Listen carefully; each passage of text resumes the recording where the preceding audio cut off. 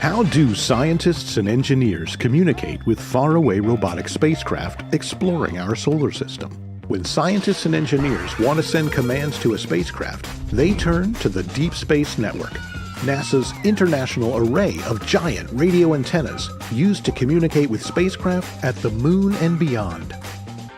Operators at the Deep Space Network take commands, break them into digital bits, precisely aim these big antennas at the spacecraft, and send those commands to the spacecraft using radio waves. But what are radio waves really? Well, to start with, you probably already know they're part of the electromagnetic spectrum, which includes other kinds of waves and light that you're familiar with. Electromagnetic energy is a type of energy that can travel through space as waves that have different properties, depending on the size and spacing of the waves. These waves span a broad spectrum, from very long radio waves to very short gamma rays. The human eye can detect only a small portion of this spectrum, which is why it's called visible light.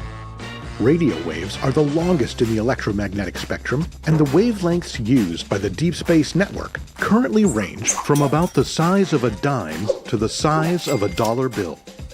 Radio waves are all around us. We use them when we listen to music over the radio, or send emails from computers using Wi-Fi, or when we talk on cell phones. Computers and cell phones are actually just high-tech radios. Radio waves also travel really fast, at the speed of light. That's 186,000 miles per second. But our solar system is also really big. It could take several minutes or even hours for the radio waves to reach a spacecraft. Once spacecraft receive the signal, they execute commands, collect scientific data and never-before-seen images, and send all of that data back to Earth as digital bits, which are gathered by the huge antennas of the Deep Space Network and distributed to scientists, allowing them to learn a little bit more about how our solar system works.